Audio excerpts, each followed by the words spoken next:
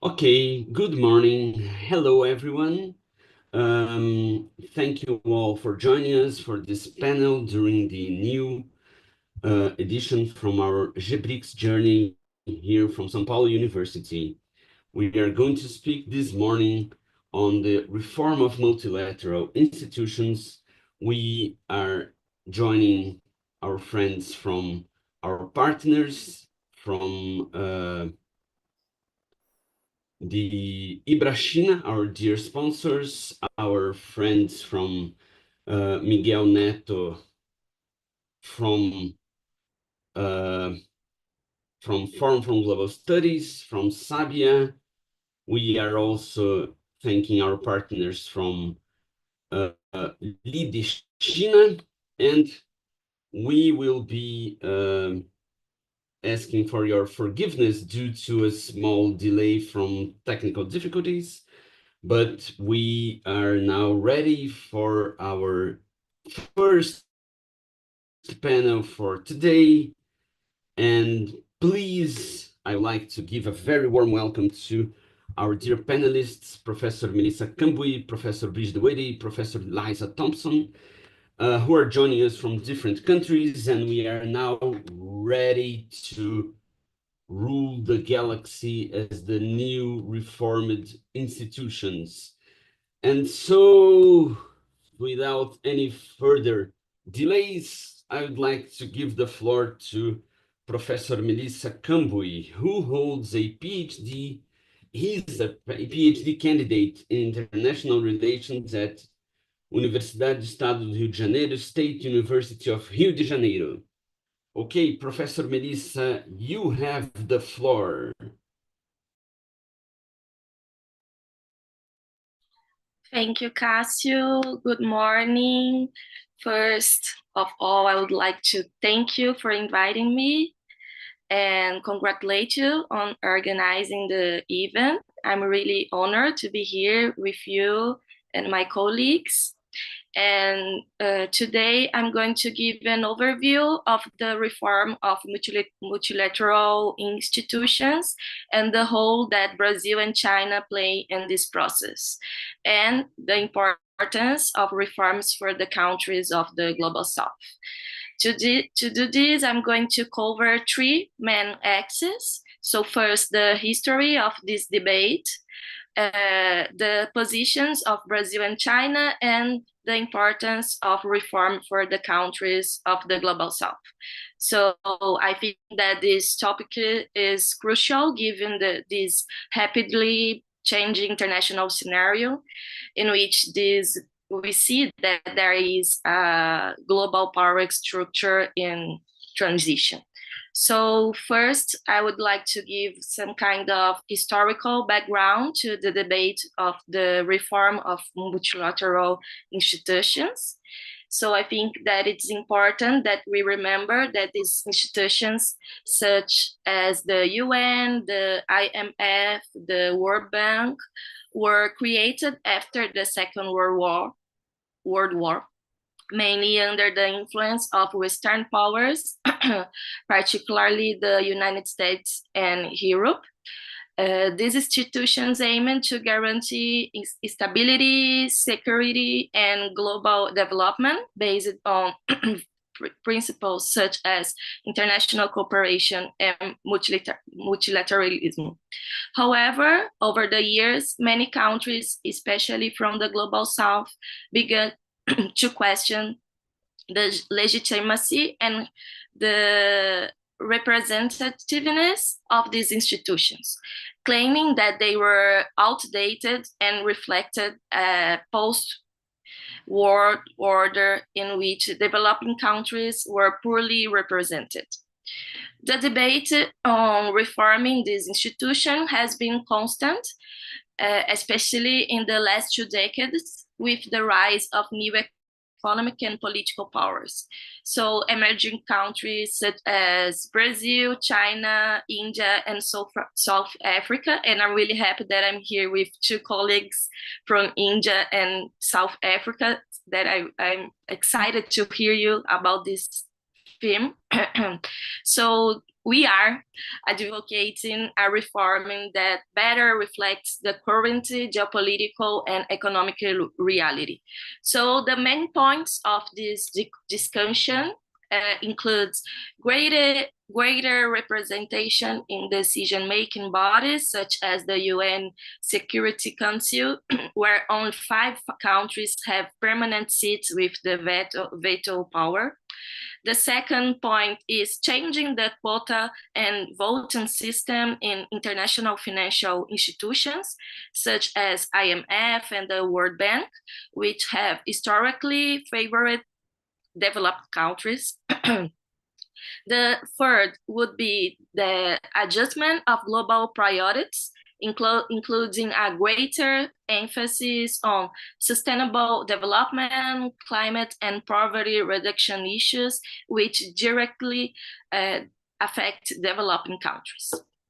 So, about the history of China's positions on the reform, China, as one of the world's fastest growing economies, has a real pragmatic approach to reforming multilateral institutions. So China joining the UN and 71st, and has supported the idea of greater democratization of international relations, promoting the notion of win-win in its global partnerships.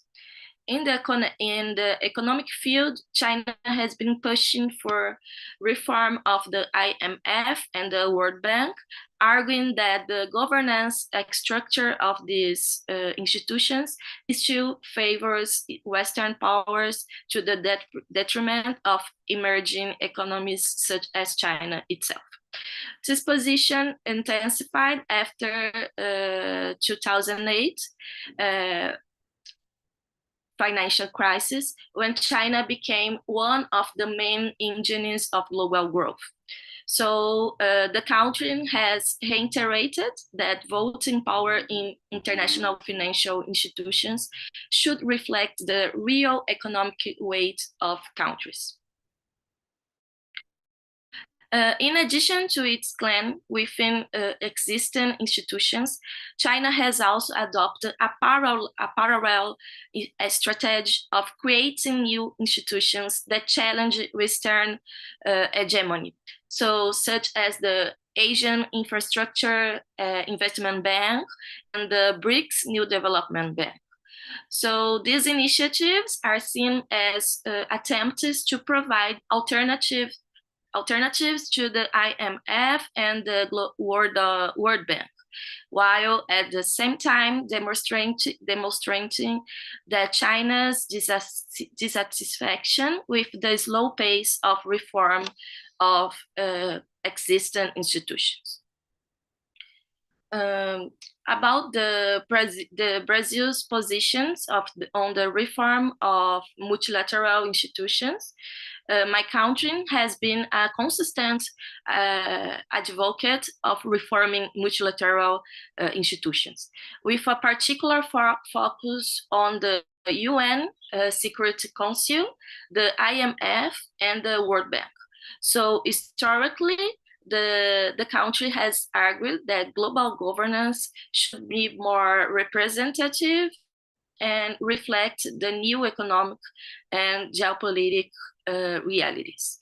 So since the 90s, Brazil has been pushing for the expansion of the UN Security Council, arguing that it should not only be made up of the 5 powers with permanent seats that today is the United States, Russia, China, France, and the United Kingdom, but should also include emerging countries such Brazil and the countries of BRICS, for example.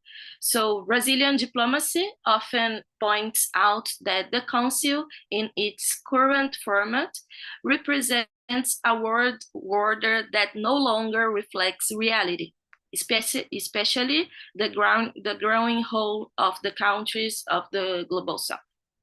So in the economic forums, such as the IMF and the World Bank, Brazil has criticized the quota structure that determines voting power, pointing out that developed countries still have a disproportionate influence. And since the first Lula government, Brazil's instance in this debate has intensified, with the country seeking to position itself as a leader in the interests of developing countries. Brazil has also collaborated in forums such as the BRICS, where the reform of multilateral institutions is a central issue. And in the group, Brazil argues that institutions such as the IMF and World Bank need to be more inclusive to enable global economic governance that is more equitable and promotes sustainable development and poverty reduction. That it seems very valuable for us in Brazil, and I think that all the global South. So more recently, under this Lula administration, Brazil has resumed a more assertive role in this debate, with speeches and actions that reinforce the idea that the democratization of multilateral institutions is essential to guarantee peace, development, and social justice in the world. So to talk about the importance and defense of the reform of these institutions for the countries of the Global South, I would like to point that these reforms is an old and urgent demand for the countries of the Global South. So this current international order based on institutions in these hegemonic institutions such as the UN, the IMF, and the World Bank is often perceived as unfair since it reflects a division of power that was established a long time ago after the Second War. So when at this time, most developing countries were still under colonial rule or had little influence in the global arena. So about the equity and representativeness, the main criticism of the country of the Global South is that they have little say in the decision-making process of these institutions. So the UN Security Council, for example, has only one African representative and no permanent representatives from Latin America, which is it is not in line with the growing importance of these regions. So the lack of representation limits the ability of these countries to influence crucial decisions on security, peace, and development. Another point is the global economic governance. So in these institutions, the imbalance of power is also evident. The voting quotas favor the developed economies, especially the United States and the Europe, while the countries of the Global South, although they represent most of the world's population, have marginal voting power. This is reflected in the conditions imposed on laws and economic adjustment programs, which often do not take into account local specificities and can generate social crises. A third point is about the poverty reduction and sustainable development. So for the countries of Global South, the reform of multilateral institutions is also crucial to advancing their development agendas. So through a greater voice in these organizations, these countries can promote policies that are better suited to their realities, such as the finance of infrastructure projects, sustainable agriculture, clean energy, and the fight against poverty. The democratization of institutions could create a more favorable international environment for inclusive and sustainable development. Another point is the rebalancing global power. So the defense of reform is linked to the search for a multipolar international system in which power is more distributed among different regions of the world. So countries such as Brazil, India, and South Africa, along with China, see reforms as a way of rebalancing international relations and creating fairer global governance, capable of resolving conflicts and in crisis in a collaborative manner. Another point is strengthening multilateralism.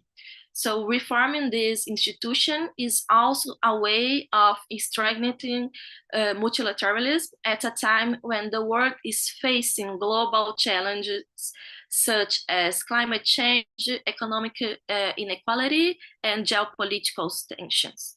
So to tackle these problems, the countries of the global south argued that it's necessary to strengthen global institutions, but they must be reformed so that all countries can participate and benefit. So enter my conclusions. I think that the reform of multilateral institution is a central issue in the debate on contemporary global governance. Brazil and China, along with other countries from the global south, have been pushing for changes to make these institutions more representative and fair.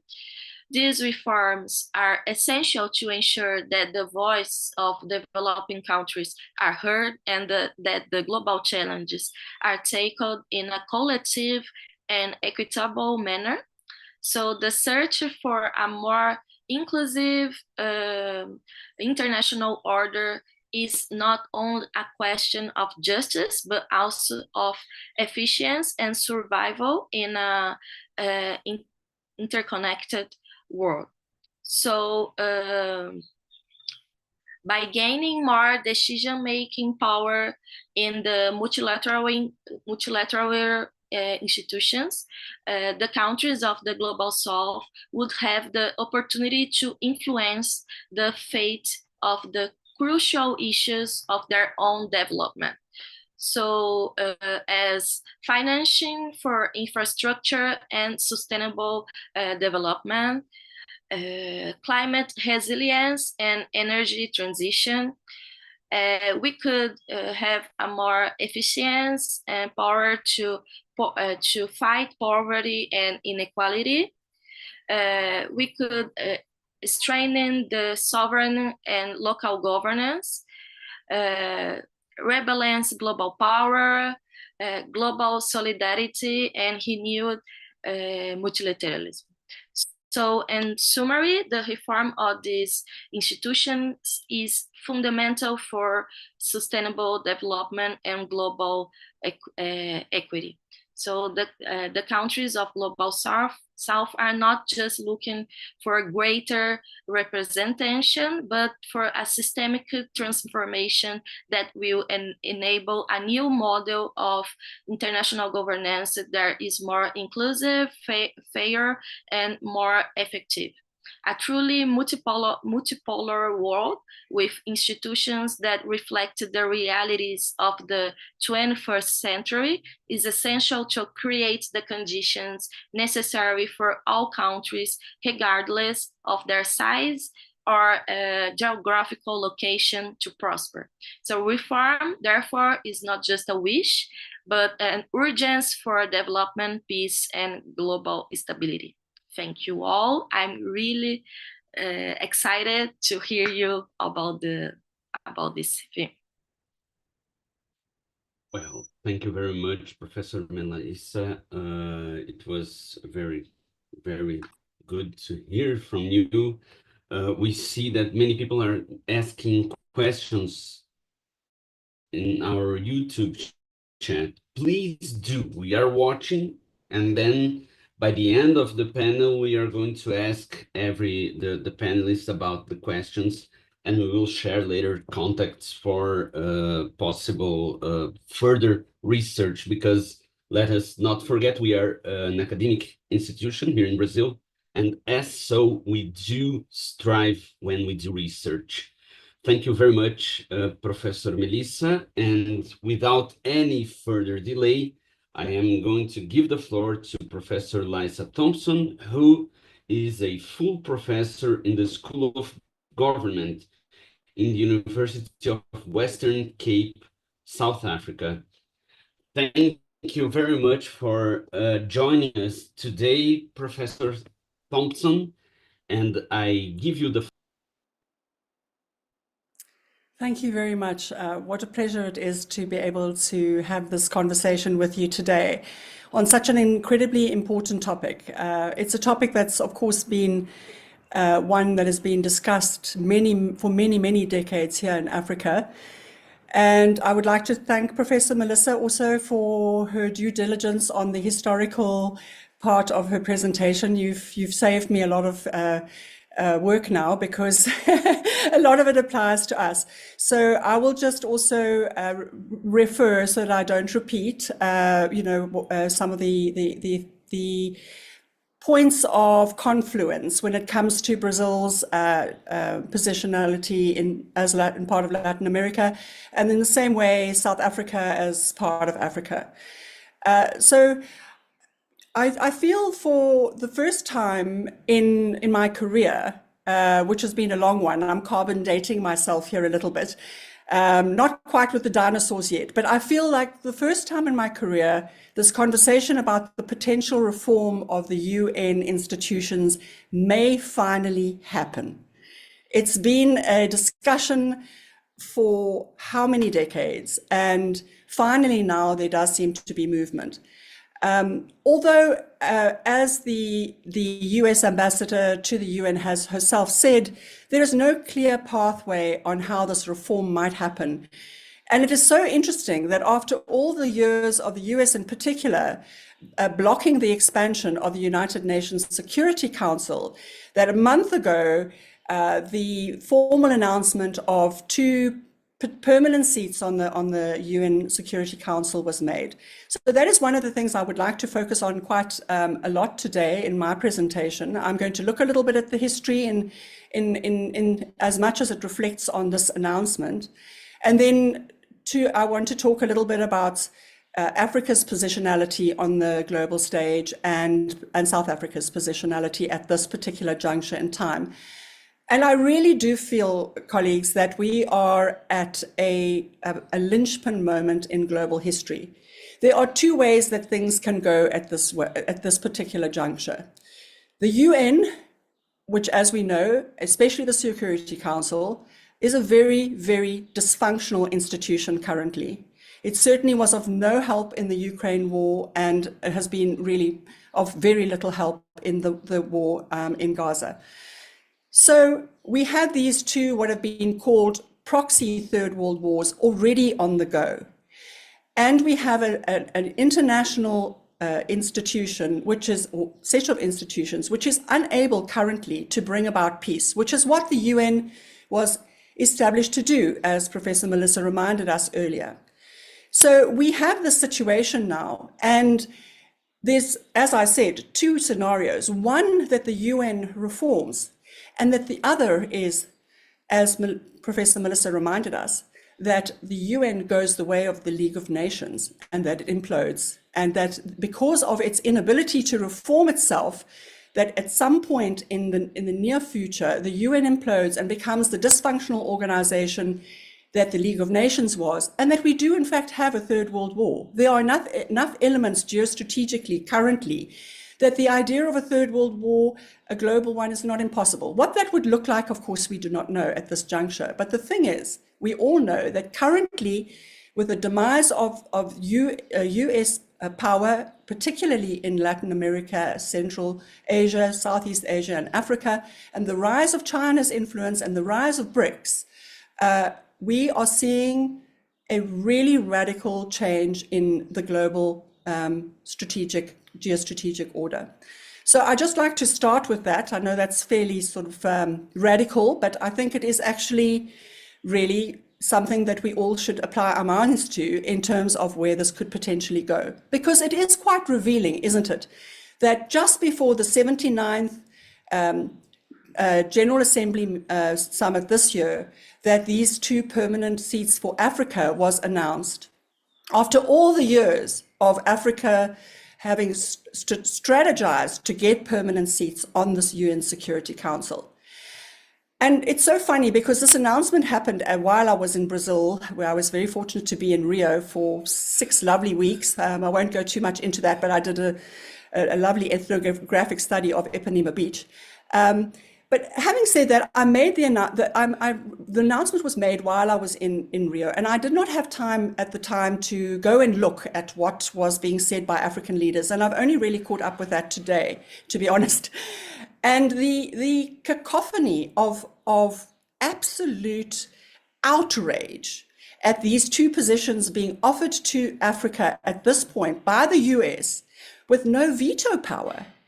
It has gone down like the proverbial lead balloon. It has caused such outrage. It has been seen as such an insult, with so many commentators chipping in and saying, how could the US do this? How could they make a suggestion where African countries would be invited into the most important and most powerful council in the world and have no voice? I mean, given the history, as one of the commentators was saying today, given the history, as Prof. Melissa was also saying, a Brazilian history of colonialism, inequality, marginalization,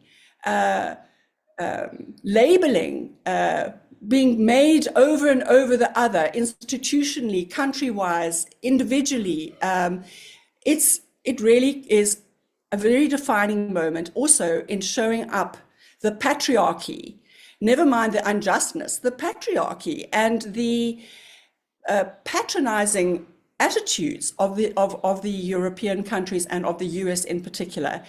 And that needs to be understood to understand also why China has become the biggest trading partner of South Africa and of all of Africa in the last decade and a half, and why FOCAC 2024, the Forum on China-Africa Cooperation this year, was the most successful ever, despite China saying that it is Xi Jinping, that they're going to change the way they're going to do funding, etc., etc. It was the most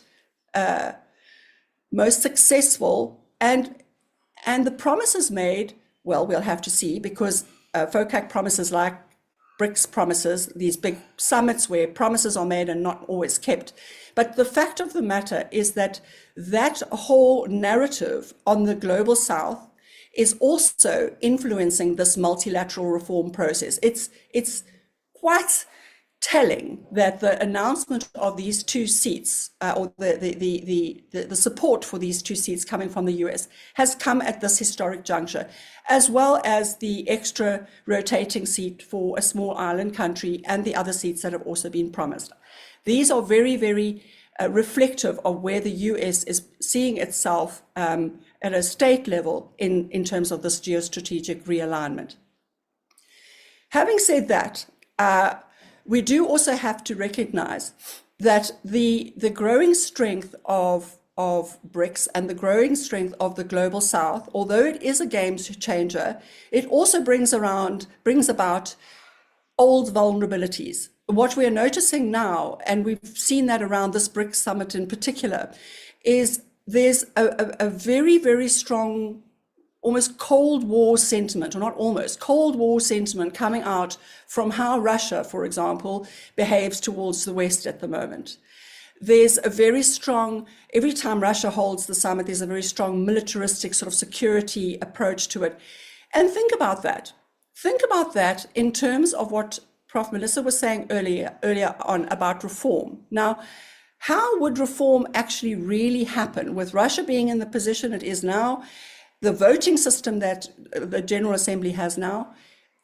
Although Africa and African leaders have said they have consensus about what they want in terms of the changes to the UN Security Council in particular, there's still, it's so difficult, actually, as we know, and as the General Secretary himself has said, it's so difficult to bring about reform in terms of the steps it takes to change anything, and particularly to change the UN Security Council.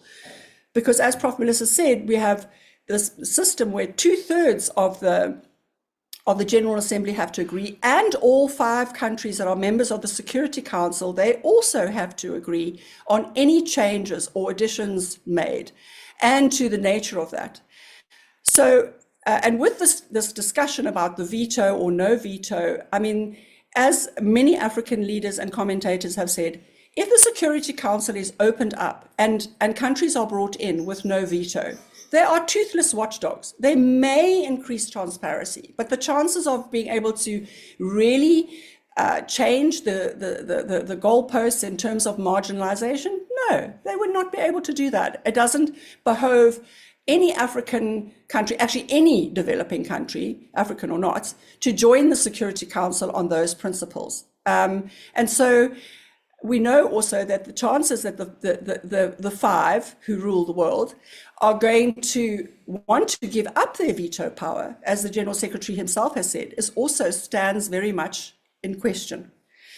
So we have a situation now where, in terms of reform and in terms of the history of this, including, by the way, the what is known as the Eswatini agreement or consensus, which was taken in Swaziland in 2005, where African countries' leaders clearly stipulated on what terms they wanted to join the UN Security Council, which includes everything that the current leaders have, which is veto power and. So it's been very clear what African states and leaders have wanted in terms of the Security Council, but they have been systematically ignored in the same way as this has happened throughout the developing world. So we are at this critical juncture now. And in my mind, what actually is really important now is we also need to understand that these platforms that are gaining traction, both FOCAC and BRICS, they are not platforms without their own contradictions within them.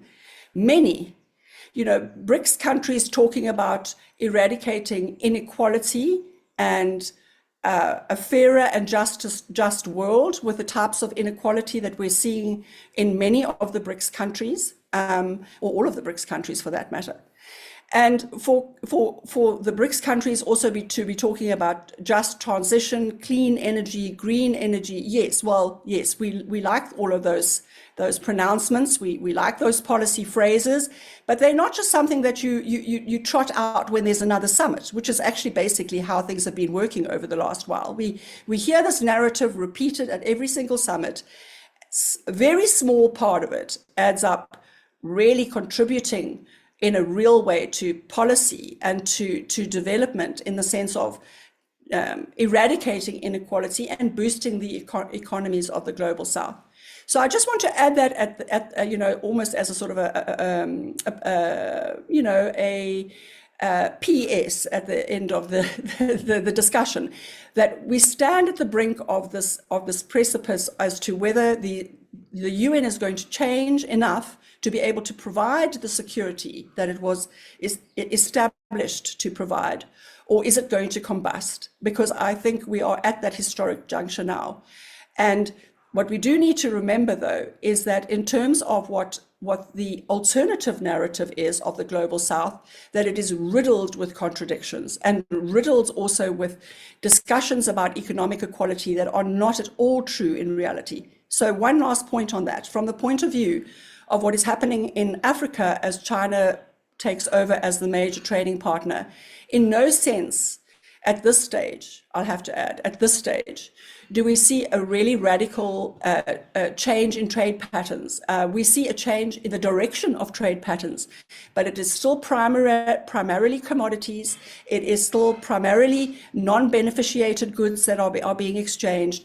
And in terms of relationships, our economic relationships from an African perspective are mostly with China, somewhat with India, mostly with China, very little with any of the other BRICS countries. And the same goes for intra-Africa trade. We are still sitting with an enormously big problem with inter-Africa trade, which has just been overridden by this geostrategic global rivalry. So while China speaks a lot about sustainable development and eradicating inequality, we do need to remember that at this stage, that is a narrative. It is a fairy story. It does not currently actually have that much traction in the realities of the countries of Africa in particular, and I would hazard to say the developing South.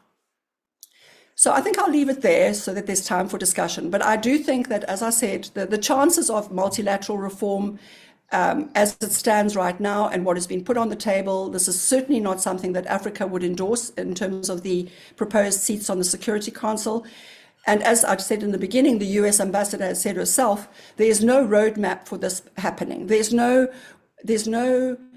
kind of institutional framing for how this could happen. So although it feels like a linchpin moment, it could also be the linchpin moment for everything exploding and for the United Nations infrastructure to crumble. Thank you. Thank you very much, Professor Liza Thompson. It was a very thought-provoking lecture, and it is indeed very complicated when we are talking about what is going to happen with international institutions, or do we still have a place, or we will watch the crumbling like the League of Nations, and what will happen if the United Nations crumbles? It is uncertain, yes, but what is happening in the world now with the United Nations here watching and taking care of the world peace? It's really not working. But I'm not going to to speak a lot because I'm just the moderator today. Without any further ado, I would like to give the floor now to our dear friend, Professor Brij Dwivedi, who is a legal journalist in Jagran New Media, India. Dear Dr. Dwivedi, please, you have the floor. Thank you. First of all, my pleasure to be here. I am really thankful to BRICS for the kind invitation. Before I start, I want to thank Professor Lisa and Professor Melissa. They both cover almost all these aspects of the BRICS Sammelan. Ladies and gentlemen, esteemed colleagues and honored guests, today we gather to explore a vital and transformative aspects of our global landscape, the role of BRICS as a voice for the global south in an evolving international order. As we navigate the complexities of our interconnected world, it is essential to recognize how BRICS comprising Brazil, Russia, India, China, and South Africa represents a significant shift in geopolitical dynamics, reflecting the aspiration, challenges, and opportunities of developing nations. BRICS emerged as a coalition of nations seeking to amplify their collective influence in the world historically dominated by Western powers. We are talking about these countries, each rich in culture and diversity, share common interests in promoting economic development, enhancing political cooperation and advocating for more equitable global governance system. The very essence of BRICS lies in its commitment to representing the global south, a term that encompasses a broad array of nations in Africa, Latin America, Asia, and beyond, many of which face similar economic and development challenges. In contrast to the established power of the global north and global south embodies and unique perspectives shaped by historical experiences of colonialism, economic disparity, and social struggle. How the evolving global order takes place. To understand the significance of BRICS, we must first consider the context of the evolving global order. The post-World War II landscape was characterized by the bipolar system dominated by the United States and the Soviet Union. However, with the end of the Cold War, we witnessed a unipolar movement where the United States exerted the unparalleled influence. Yet we enter the 21st century, the emergence of new economic powers and shifting alliance began to challenge this hegemony. The rise of countries in the global south, particularly those in BRICS, signals a transformative phase where power dynamics are in flux. This involving order demands a re-evolution of how we pursue global leadership, economic development, and international cooperation. One of the primary objects of BRICS is to foster economic cooperation among its members and promote sustainable development across the global south. The world has witnessed profound economic disparities, with developing nations often marginalized in global trade and finance. BRICS aims to address these inequalities through various initiatives, including the New Development Bank. Established in 2014, the NDB provides funding for infrastructure and sustainable development projects in BRICS and other emerging economies. By mobilizing resources for crucial initiatives, the NDB empowers nations to pursue their development agendas without excessive reliance on traditional Western financial institutions, which is very important for BRICS countries. This shift not only enhances economic relations but also reinforces the autonomy of global South nations. In addition to economic collaboration, BRICS serves a platform for political solidarity and diplomatic engagement. As a collective voice, BRICS advocates for reform in international institutions, including the United States, including the United Nations and the International Monetary Fund, which is IMF, to reflect the realities of 21st century. In champions ideas that global governance must be inclusive and representative, moving away from the narrow interests of a selective few. BRICS members often coverage on critical global issues such as climate change, security, and public health. By presenting a unified front, they amplify their influence in international negotiations, ensuring that the prospective needs of the global South are prioritized. This approach challenges the status quo, arguing the global community to recognize the interconnectedness of our challenges and the necessity of the collaborative solution. We have the cultural exchange and people-to-people connection in our BRICS countries. Let's discuss about these in broad marrow. Beyond economic and political dimension, BRICS also emphasizes the importance of cultural exchange and people-to-people connections. Understanding and appreciating the diverse cultures, histories, and experiences of member nations is crucial for fostering mutual respect and the cooperation. BRICS promotes initiatives such as cultural festival, academics exchange, and youth dialogues that transcend border and build bridge among its members. These efforts create a deeper understanding of shared values and common aspirations, ultimately strengthening the ties that bind in the global South.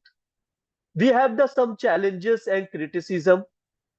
While BRICS holds significant promise as a voice for the global South, it is not without challenges and criticisms.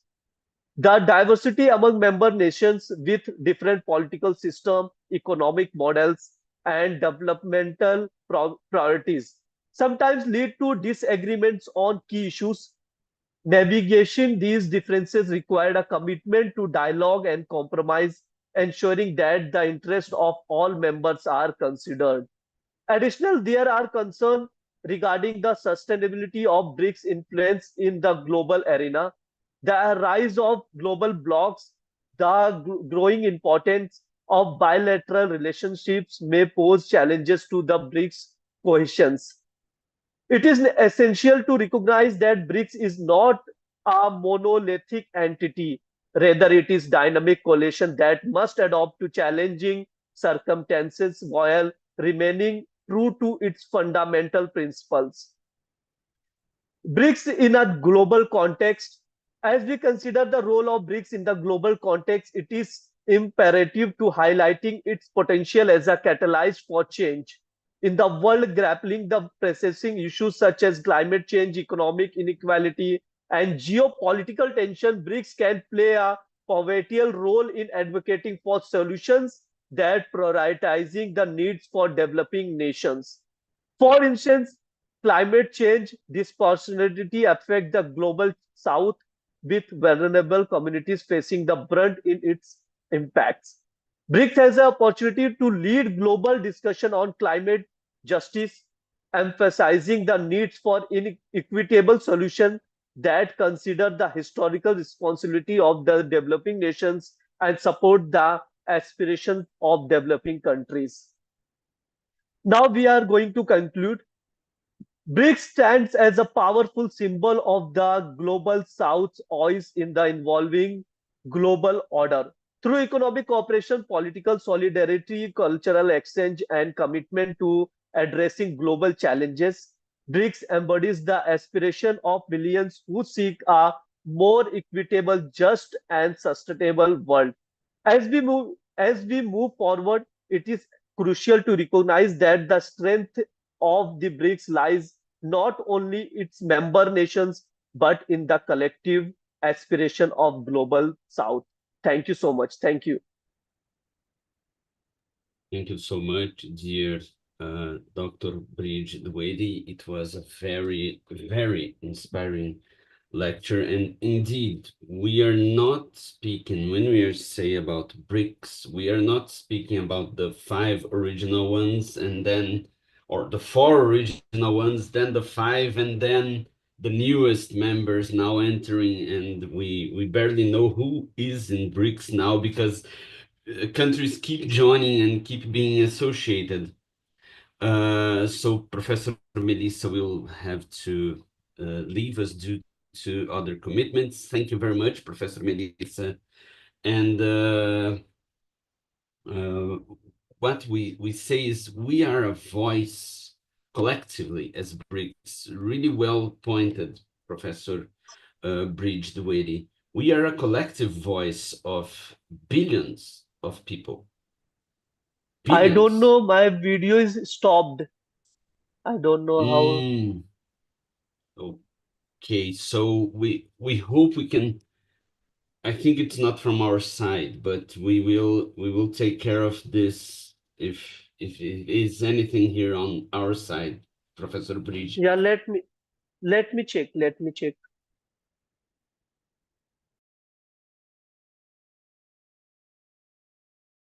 We had 2 questions from the audience. Okay, and now we have your image back, Professor Brij. We do have 2 questions from the audience, and I would like to point out for everyone now. I think they are wide questions, and we can discuss them. So the first question was asked when Professor Melissa, I think she would like to answer that, but she had to leave. But the question is how to improve the representation of the United Nations and its Security Council in current times, giving opportunities to emerging countries against the grain of an archaic system that cannot be renewed, which imposes its decisions without there being an intelligent and collective consensus in this group, in benefit of the weakest and the voiceless. I think this was basically the topic we discussed now during this morning, but if our dear panelists would like to elaborate on the issue, I think it could be further room for discussion. We still have time. Could I come in? Please, absolutely. Good. Yes. Well, I think this, although it was directed at the discussion when Professor Melissa was talking, I think I sort of picked up the baton from her, as it were, in the relay of the discussion around exactly what this comment / question speaks to, and that is that we have largely dysfunctional institutions within the United Nations, and and ironically, the most important one is the most dysfunctional one. That is particularly also why I honed in on the Security Council today, because it's very easy, to explain, as I sometimes have to do to my 20-year-old and my 18-year-old sons, what is important. And I have been saying to them, the reason that this is so important is that because this discussion has been going on for such an incredibly long time, and we've gotten nowhere. It was, when I was a student, this was a topic. Now I'm getting to the nice part of my career when there's more time to research, but the fact is this debate remains the same. It remains the same, and the topics that we've spoken about over these decades remain the same. The leitmotif of the discussions remain the same, which is why the Global South narrative has become so powerful, because it is a narrative of cohesion. It is a narrative of unity. It is everything that the narrative around the relationship between the US, Europe, and the developing world has not been. That narrative has been a patronizing, patriarchal, highly unequal, highly abusive relationship, actually, if we have to be really honest about it. And it is under those circumstances, for me, no surprise that there was such a reaction also to the proposal of these 2 permanent seats without the veto, because it really went down terribly badly. So I strongly feel, which is why I presented as I did, that we are at this crossroads now, where it's either reform or go bust. I mean, currently, the UN is not working. So I guess the other third option, if we really have to think about it, is the potential of where we are now, which is that the UN basically doesn't do anything. Like currently, the United Nations Security Council is handcuffed when it comes to the Ukraine, and in not exactly the same way, but there are resonances in terms of what has been going on in Gaza. So I strongly feel that this archaic infrastructure either has to be radically revitalized now or crumble, but something's got to give, as the expression goes. Thank you very much for your considering remarks, Professor Lysa. I think our dear friend Brij had a connection issue, but then I would like to ask you the second question that we have, and then if then Professor Brij joins us, we can proceed with other questions and let him has his saying. We have a second question, which is from Rafael. We see that most initiatives of the reform are from China, like CIPS, Belt and Road Initiative, etc. How do you see it? Could it be harmful to rely on them too much?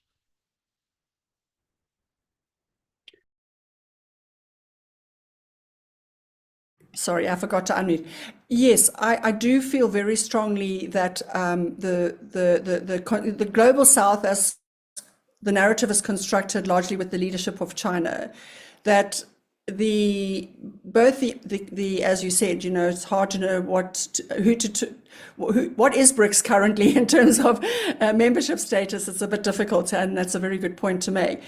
But if we just think about, you know, how this has progressed until this particular point, the narrative around this global south and what it means in terms of new pathways of trade, development, etc., as I mentioned in my presentation, that is a narrative. It's not real. If you look at what's happening in Africa, there's I'm actually writing on this right now. There are a number of failed projects in Africa, which, you know, of course, the Chinese hate to be wrapped on the knuckles for what is known as debt diplomacy. And they like to dismiss that debt diplomacy as something which is fabricated by the US, but unfortunately that's not true. There are aspects to debt diplomacy which we do need to look at, you know, and although that particular debt diplomacy label is probably a very, you know, pejorative, negative one, but there are some failed infrastructure projects in Africa. Two I can mention just off the top of my head. The Ethiopian railway line, the one that goes from Addis Ababa to Djibouti, a line which is doing horrendously badly and which has got the Ethiopian government into a lot of trouble. Similarly, in Nairobi and Mombasa is a big flop and really has not contributed anything. In fact, it's a huge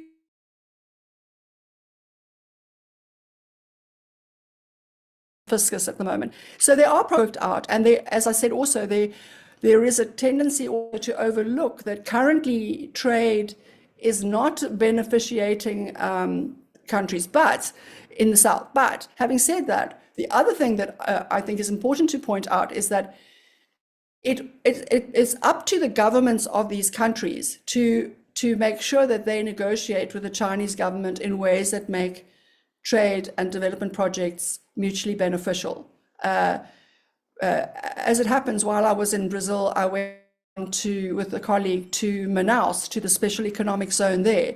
It's one of the most special economic zones I've ever been to, where everything is regulated, everything runs as it should, there is beneficiation.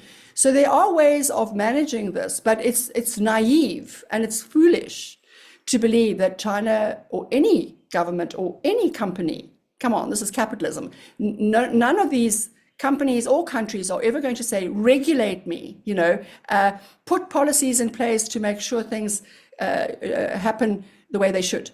So that's the big problem with this collective vision, because the devil is in the detail, as they say. If there aren't rules and regulations applied by the countries, then the Belt and Road and all of that stuff could be just exactly the same as exploitative as the relationships between the US and and Europe and Africa. So I think, and the same goes in terms of these being proposed, you know, as different ways of reconstructing multilateralism.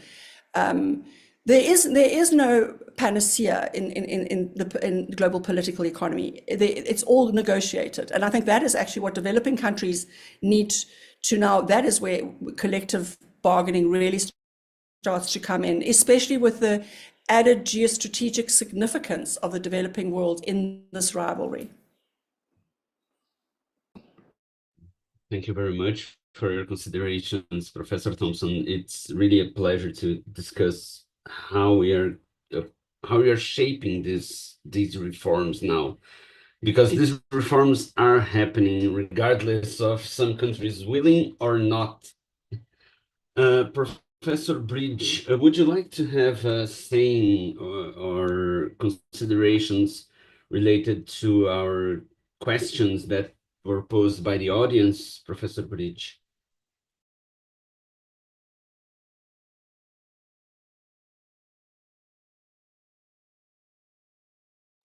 Maybe Professor. I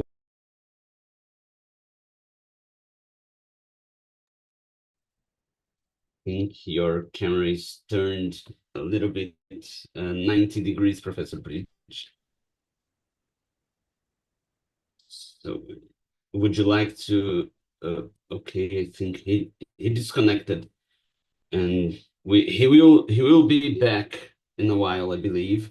So let us wait a little bit for him, and I would like to therefore to give my a little opinion. I was reading today, considering that probably Burkina Faso is now applying to join BRICS countries, and they always had a very famous political leader who said in the United Nations by 1984 the following: we also proposed that the structures of the United Nations be reviewed and revised so that an end may be put to the scandal of the right of veto. The perverse effects of its abuse have, of course, been offset by the vigilance of some states that possess the veto right. However, nothing can justify that right, neither the size of the country nor its wealth.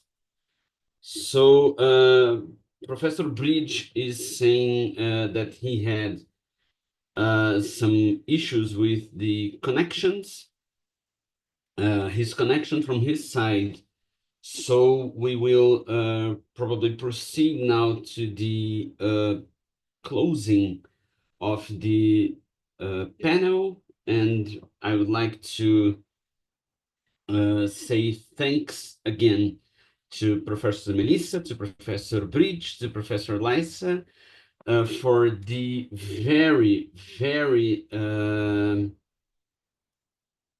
very kind considerations, for taking the time for this morning. And there is a new question, so maybe we have a small time for this, and then we leave for our day.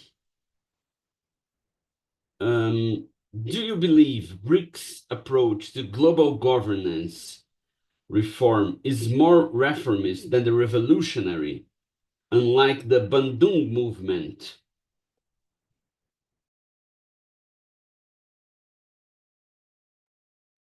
Sorry, could you just read it again? It's quite a complex question.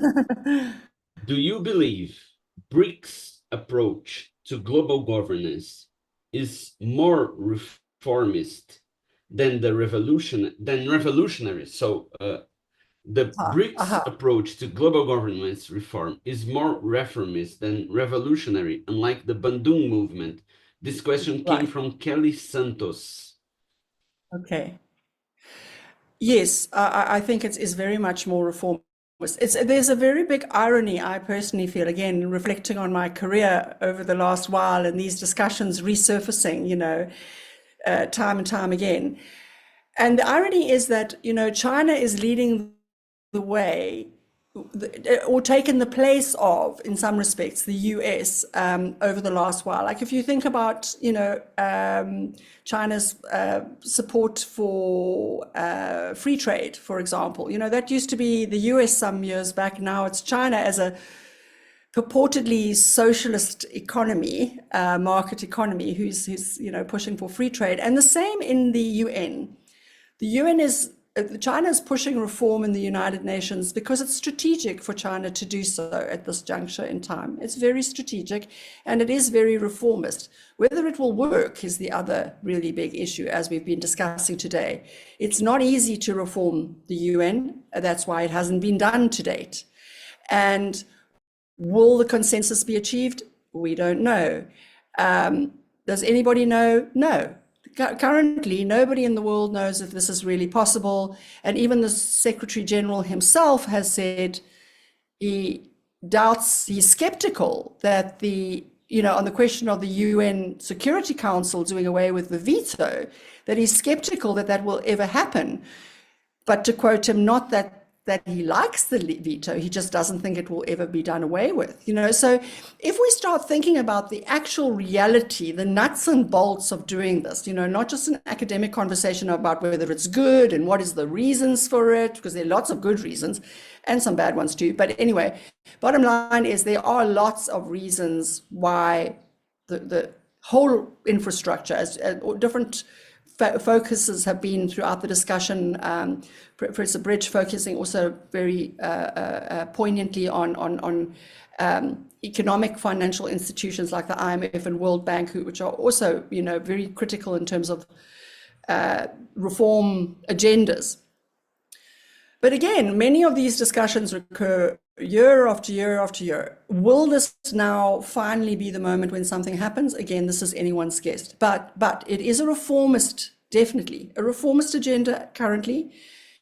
Whether it will succeed is the big issue, and whether we will then not see a more revolutionary outcome because of some world event which explodes the infrastructure. And again, I don't have a crystal ball, but we are in a very explosive security situation throughout the globe at the moment in terms of the balances of power and the allegiances and alliances that are being formed. So yeah, that's a very long answer to the question, but I do feel it's a very important one. It's an important one to reflect on what China's role is. And quite frankly, that is one area where I have praise for the Chinese government, because certainly they've listened to particularly African leaders, and they played a very strong role in the African Union, meshing the agenda of the African Union, such as it is, with their agenda. And these are all commendable. They're commendable in the sense of constructive engagement, of not being dictatorial, of not doing the US thing, telling countries what to do, calling them failed states in Africa, and so it's, for me, it was both fascinating and ironic that China is leading the role in this reformist agenda, both in the UN and globally. Hey, thank you very much for your kind considerations. There is a new question, but I don't think that we would have time for this further question, but it was a question related to Africa. But we now have to give the floor to Professor Brij. Would you like to have some points regarding the question that were posed before? Yeah. Before I start, I want to say one line. United Nations Security Council needs urgent reform. BRICS, we are talking about IMF, United Nations. We need to every year to reform every sectors. If we are talking about China's role, India's role, South Africa's role, but China is leading. Now China is leading, so China has to include all the countries together, which is BRICS and BRICS Plus, because we are together work and grow together, which is better for BRICS, even South countries. So reform in IMF, United Nations Security Council, we have to raise these points together in the front of global politics and all. These are the points which I want to raise. That's why, but I want to repeat my one point one way once again. United Nations Security Council needs urgent reform. That's it. Thank you very much, Professor Brij. Yeah. Just because I think this question was focused on Professor Lysa, because it is related to Africa, but she had to leave due to time constraints and other commitments. The question was basically, in Africa specifically, how do you see the reform of multilateral institutions? Because it seems like all reforms bring a lot of benefits for other countries than actually Africa's countries. So I think this question made by Lane, and we would just like, probably, if Professor Lysa, see, she has joined us again. So if you would like to have some words regarding this before you have to leave, I know, and I understand. Sure, no problem. Yes, yes. I think that's an incredibly on point observation that these proposed reforms don't actually benefit Africa. They don't benefit African governments, they don't benefit African people. And I think this is also why, particularly at this juncture, because it hasn't gone unnoticed by African leaders that, you know, that their strategic power is increasing with this rivalry. And if there's anything good about the rivalry, it's that, you know, that from my point of view, that finally African countries have some negotiation power, and it's caused as a result of this rivalry.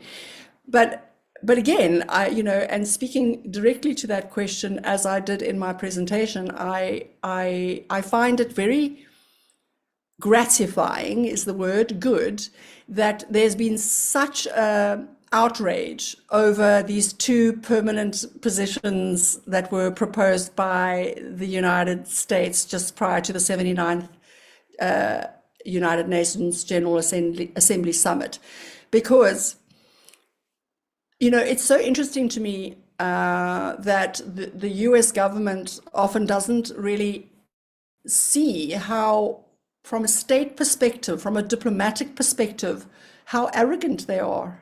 I mean, how arrogant to propose two permanent seats with no veto to African leadership. You know, it is seen as an insult, and as I said, you know, that I think it's important to understand that African leaders see this as a reinforcement of that kind of colonial mentality that is so embedded into the West, into the states who've underpinned many of these hugely dysfunctional institutions, global institutions. I mean, the World Bank and the IMF, the World Bank and the IMF, you know, they've received a lot of criticism over the last while, but there they still are, you know, and although the thinking has somewhat changed, representation and all of that, I mean, I'm so with Prof. Brij on the fact, as I said, that the UN Security Council urgently needs reform, but so does the whole of the UN. It really does. The financial institutions, everything needs a good old hard overhaul. And the reason it hasn't happened is because it's so difficult, and because we still have this ruling five predominating over the whole, you know, the whole global formal international architecture. It's bizarre that it's still like that. I mean, we're in 2024 and it's still like that. So we really do face a very big issue here of how quickly this can happen. I think there is an appetite for it now, but it will be interesting, revelatory, to see if consensus could be achieved. That will be the big thing. Consensus is never easy, and it's really complicated if we are going to say what is reform is going to be good for Africa. Really? Are you listening to Africa? First point, right? Are you listening to us? Because if no reform would be fair without listening to the global South, the entire global South. Yes. And well, I think these were the last questions. Professor Brij said that he is facing now connection issues, and I know you have to leave us, Professor Liza. So I am going to close the panel now, thanking everyone who has joined us, everyone who sent their comments, questions. It was a very fruitful debate. It was incredible to see people from Brazil, India, South Africa here discussing fundamental issues. It was a very, very great pleasure for everyone. I would like to thank again Ibrachina, Forum for Global Studies, Miguel Neto, Advogados, Sabia, and Lidi China, our partners and supporters, and of course, Universidade de São Paulo, Brazil, and everyone from BRICS. We all know that we are very good friends among us in the group. And do research, people, do focus, do never give up on doing research. From professor here saying, do not give up on researching reform, believe that we have to build something better in the future. Thank you everyone for joining us. Do not forget to fill in the attendance forms and to click OK, like, and everything that you have to do on YouTube so that more people will watch this. Thank you everyone, and do not forget we have a panel about, I think, 10 a.m. Do not forget, the journey continues now in BRICS USP. Thank you everyone, and bye-bye. Thank you. Bye. Mm.